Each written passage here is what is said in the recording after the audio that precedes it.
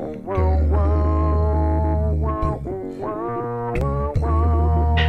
men have nothing to smile about. Been broke down, too proud to cry it out. Walk a mile in my boots and you know what I'm about. I took some licks and I took some hits and I found out them bones can actually break sticks. But them words are powerful as shit. Hello, everyone, and welcome to Let the Paint Dry. Here we are again on a wonderful Tuesday in Tacoma in the studios at BD Local.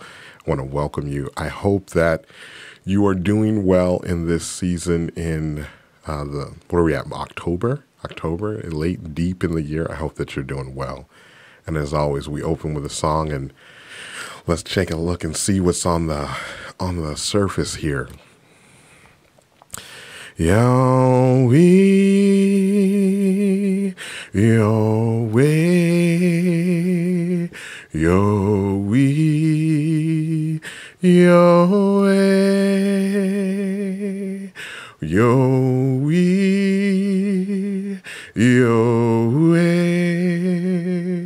Yahweh, dum dum bum, dum bum. Dum bum dum bum dum bum dum bum dum bum dum bum dum dee dee dee dee dee dee dee dee dee dee doo. Yahweh, Yahweh, Yahweh, whoa,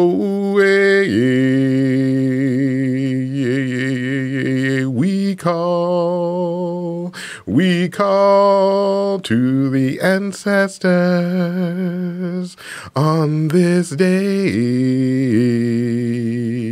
and we say we've heard your prayer, we've heard your prayers. Dum, dum, dum, dum, dum, dum, dum, dum, dum, dum, dum, dum, dee, dum, dee, dum, dee, dum, dum, yeah, we, dee, dee, whoa,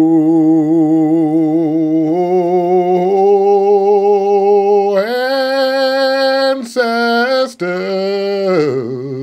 we have heard your cry. Oh, ancestors, we have heard your song. Dum, dum, dum, dum, dum, dum, dum, dum, dum, dum, dum, dum, dum, dum.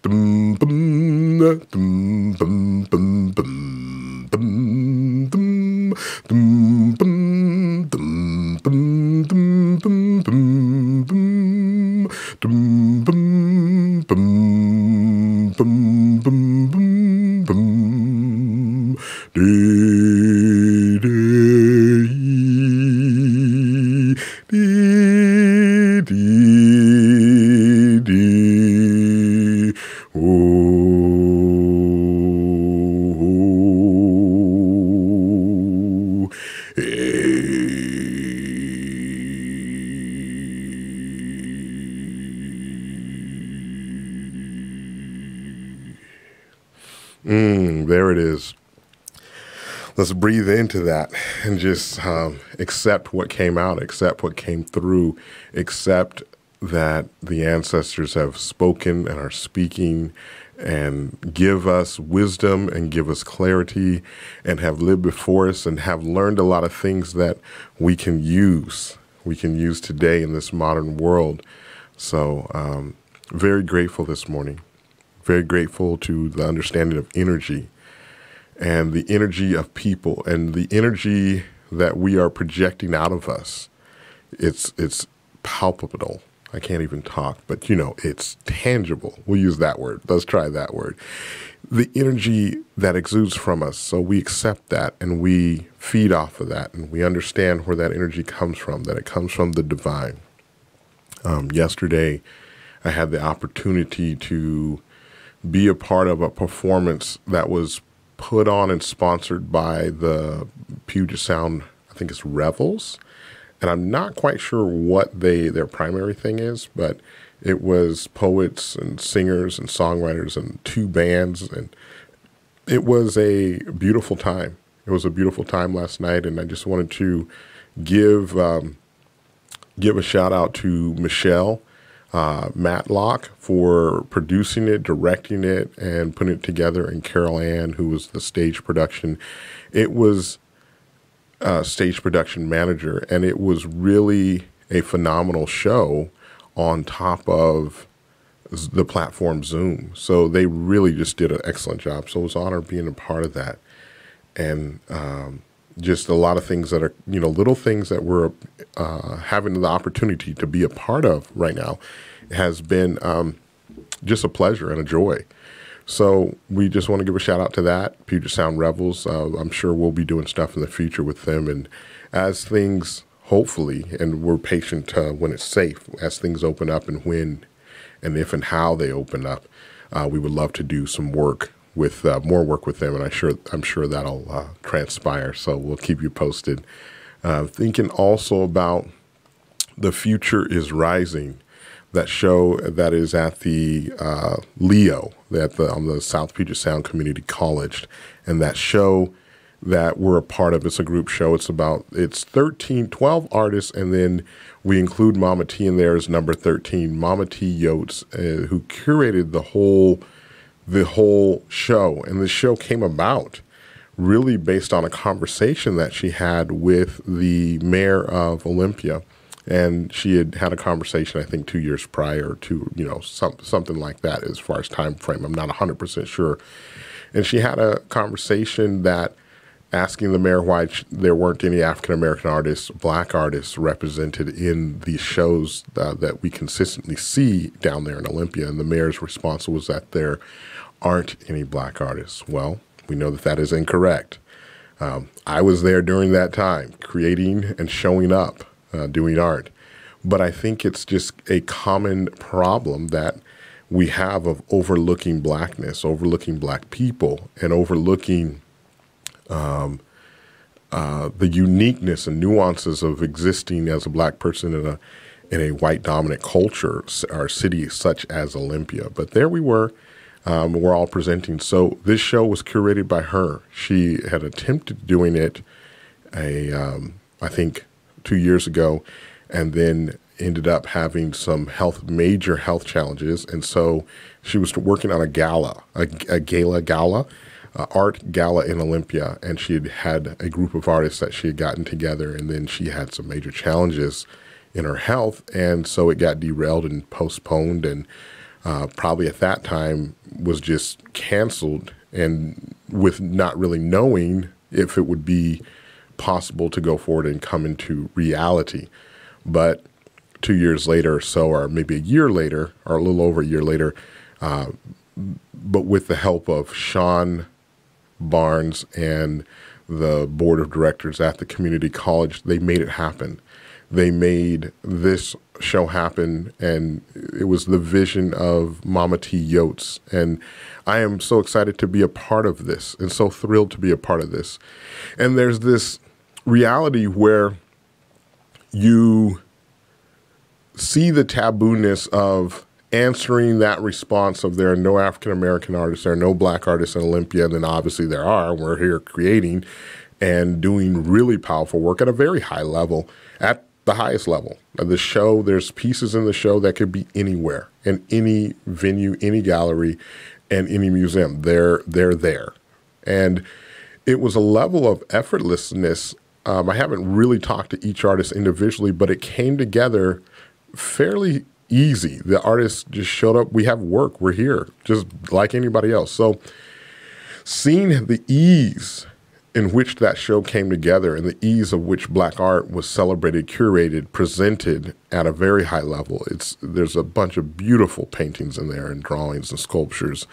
seeing that happen kind of just lets you know, okay, what is the future? The future is rising. When we take that phrase or that title, what does that mean? And what does that mean in the context of going forward in conjunction to the tabooness of African American artists, Black artists being celebrated in a gallery space? What does that look like when it's balanced? What, are we ready for that? Because there's this level of specialness because it hasn't been done. The gallery's been open, and they have, in however many years that they've been open, they have never had a Black artist exhibit, and definitely nothing. And well, they had one little fragment or thread that they did a textile thing, but it really wasn't Black African American in America and local artists. It wasn't that. So just looking at this reality and this space that we're in, and what does it mean? What does it mean to move forward? What does it mean for the show to exist now in the context of 2020, in the context of a pandemic, in the context of this shift, this conscious shift that we have had to think about Black lives and this kind of hyper awareness and hyper attention on Black lives? What does it mean to create art in that space and in that climate, that temperature? And I'm sorting through that and coming to terms with that. And I'll be writing an article on that. And I'm still trying to understand the importance of the tabooness. How much do we pay attention to that? Because it's important that we correct that statement because it's highly offensive. But there's beautiful work here that each artist in this show, The Future is Rising, is talking about. They're talking about very specific, very deep narratives. And many, if not all of the narratives that are being presented through the art have been bypassed by mainstream, by everybody, right?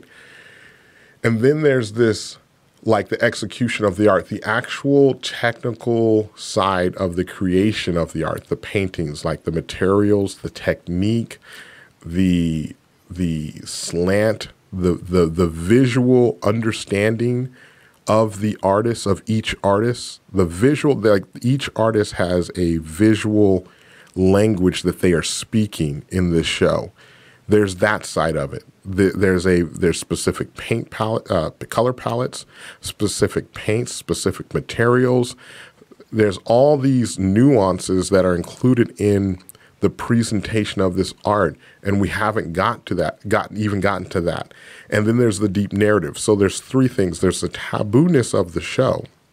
There's the tabooness of it's never been done before in Olympia. Why is that?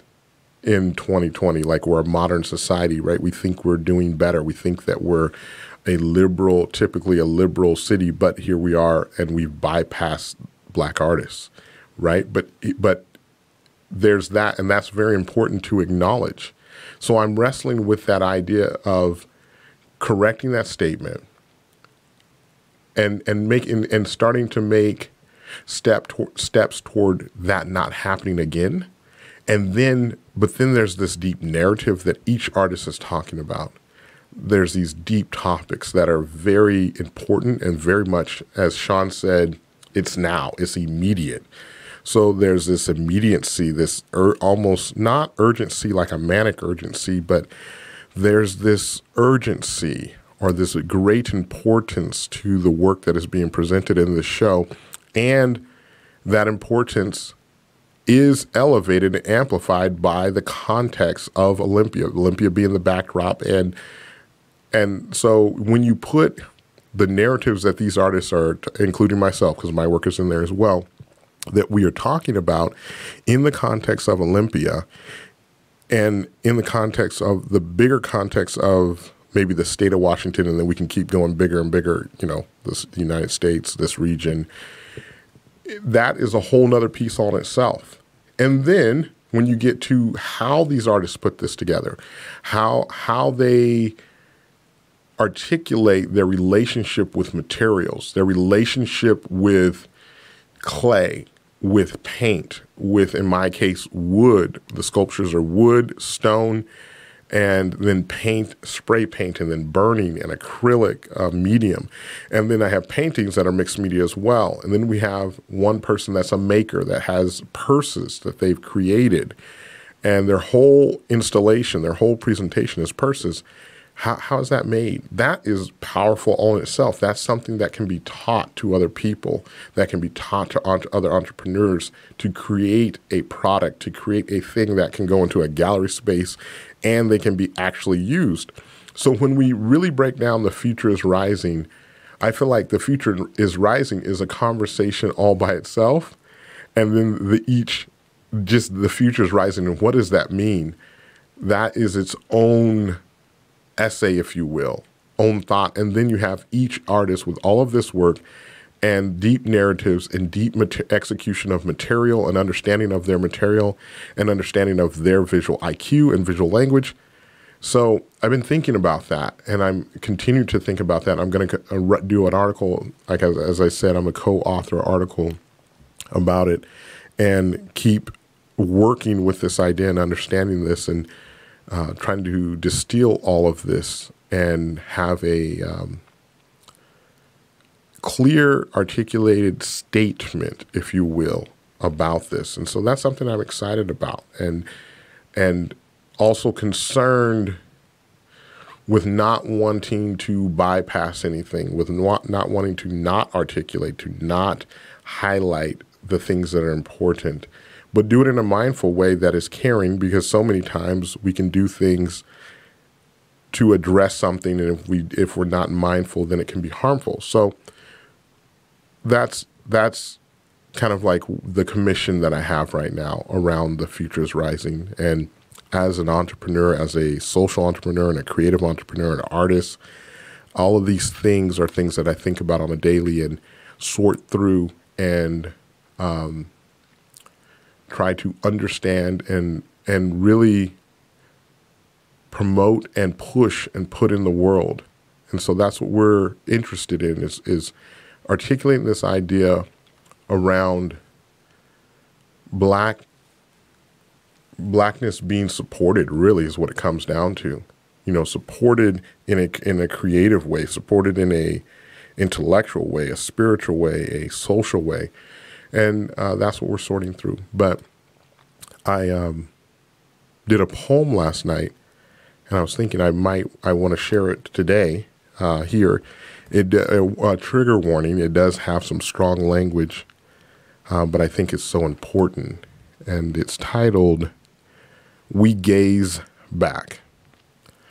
So they spend a cold million to harvest our fears.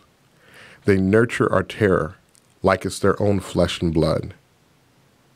When the harvest time comes, they scrape a cold trillion off the top. It's black gold to them. It's not cold to them. It's liquid hot metal. It binds us into one tangible mode. When they touch one of us, we all feel it in our throats.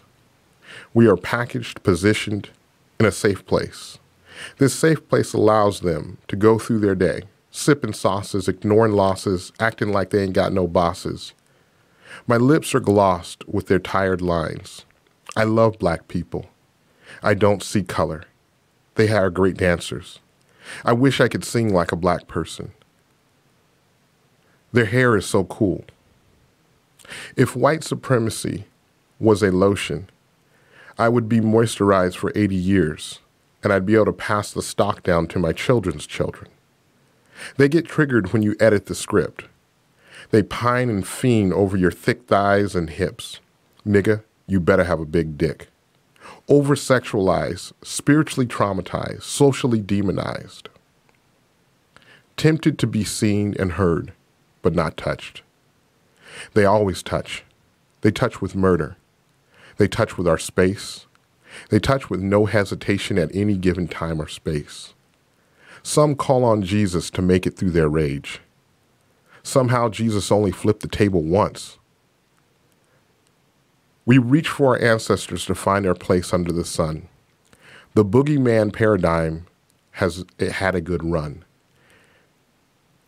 The age of black twilight has come and gone. Genocide is outdated when you sing your made-up songs.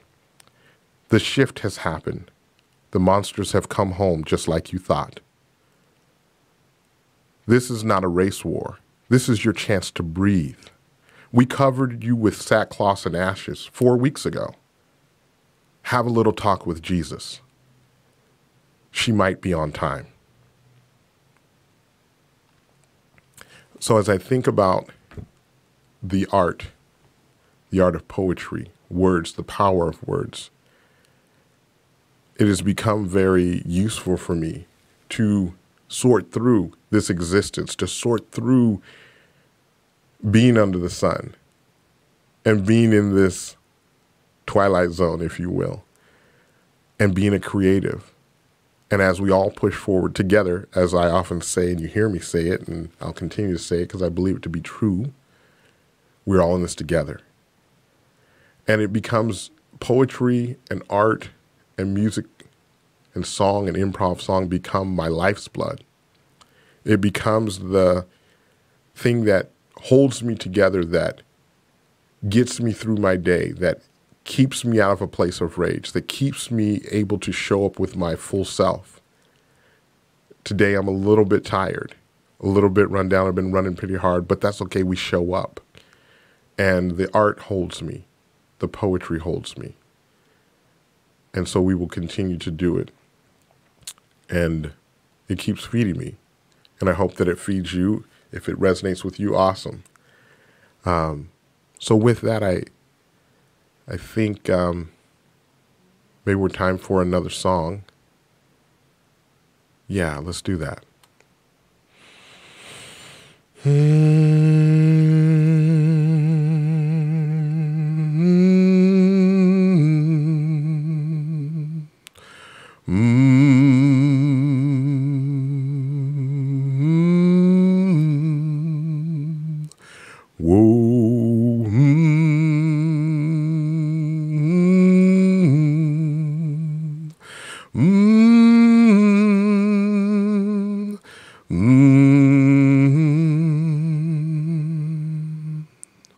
Hold on just a little while longer. Hold on just a little while longer. Hold on just a little while longer. Everything will be all right. Fight on just a little while longer. Fight on just a little while longer. Fight on just a little while longer. Everything will be all right.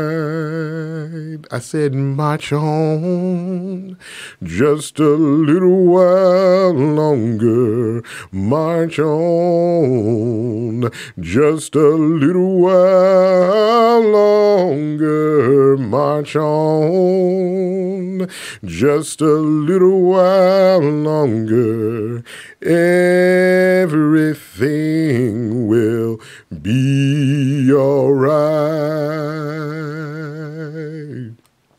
Preach on just a little while longer. Preach on just a little while longer. Preach on just a little while longer. Everything will be all right. Hold on just a little while longer. Hold on just a little while longer. Hold on just a little while longer. everything will be all right. I said everything will be all right. I said fight on just a little while longer. Oh, fight on just a little while longer. Won't you fight on just a little while longer? Everything will be all right. Oh, won't you march on just a little while longer? Won't you march on just a little while longer? Won't you? I said, oh, won't you march on just a little while longer? Everything will be all right.